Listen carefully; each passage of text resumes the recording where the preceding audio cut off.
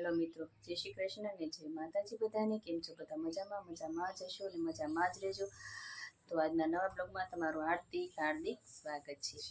તો આજે છે ને આપણે કામે ગયા હતા અને કામે જઈને આવ્યા છીએ. ને કેવું છે ખબર છે કામમાં તમારા બેનની કમરનો દુખાવો થઈ ગયો છે. કેમ કે એમાં છે ને બહુ બેન્ચ ઢહળવાની હતી. એટલે બેન્ચ ઢહળવામાં કોડે થોડોક આંસકો આવી ગયો છે. એટલે મને છે ને કમર બહુ દુખે છે.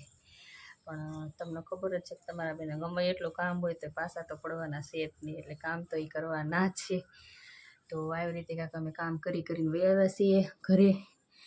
ને હવે કેવું થયું છે ખબર છે, અમારા ક્યારના મને એમ કહેશે કે તને મજા નથી ને તું થાકી ગઈ છો એટલે તું આરામ કરીએ.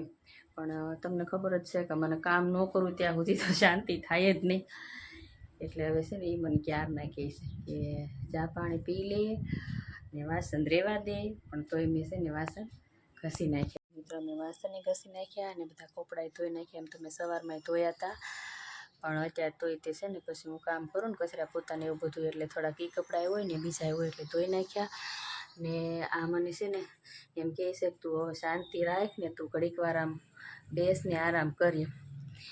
શું કહેતા હતા હમણાં? બેસી જા ને આરામ કર અને ચા પી લે.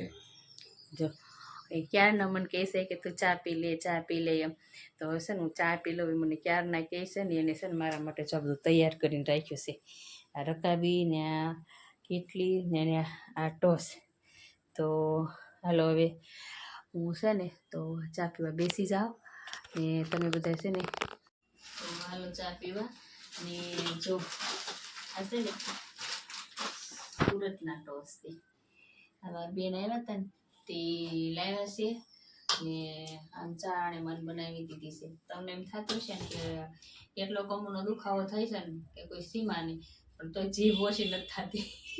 કેમ કે મારી જીભ જ એવી છે, ગમે એ મને દુખાવો હોય કે ગમે એ બીમારો બોલવાનું તો મારું એટલું જ રહેશે. એટલે હવે છે ને હું ચા પી લઉં ને વિડીયોમાં આગળ બનાવે છું, પછી આગળનું બધું બતાવું. બરોબર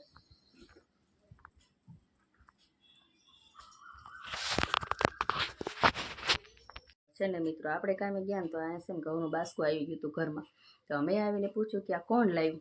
તે મને કહે કે તું કઈ ગઈ હતી ને એટલે અમારે તારું કીધું કરવું પડે ને તો તું અમને ખાવાનું દે. એટલે બોલો આ લોકો એવું મારી માથે ઇલ્ઝામ નાખે.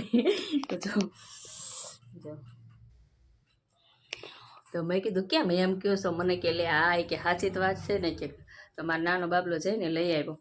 ને હા શું છે? પત્રિકા બતાવો. જો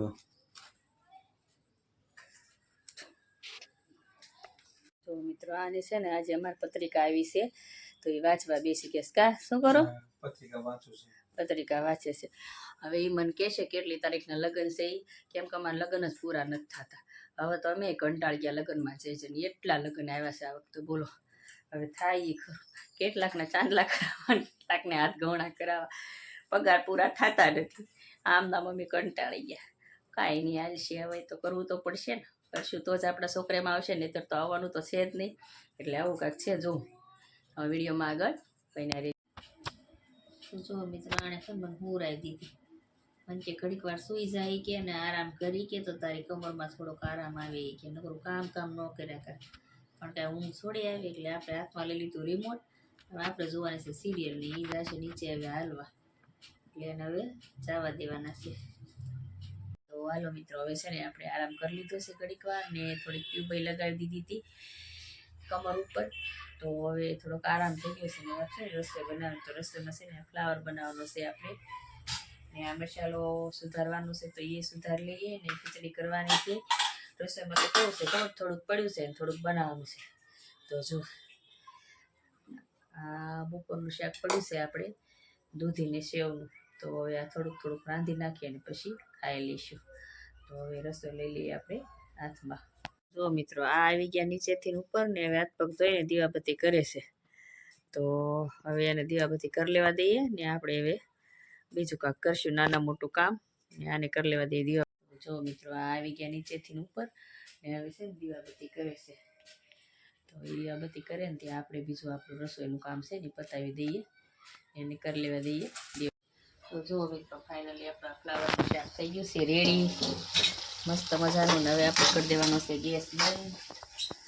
તો જો હવે છે ને આમાં ખીચડી કરી નાખી ને આમાં આવે છે ને થોડાક ધાણા નાખી દેવી, આવી રીતે કોથમરી મસ્ત. ને આવું સરસ મજાનું થઈ ગયું છે શાક. જો તો હાલો બધાય તમે જમવા.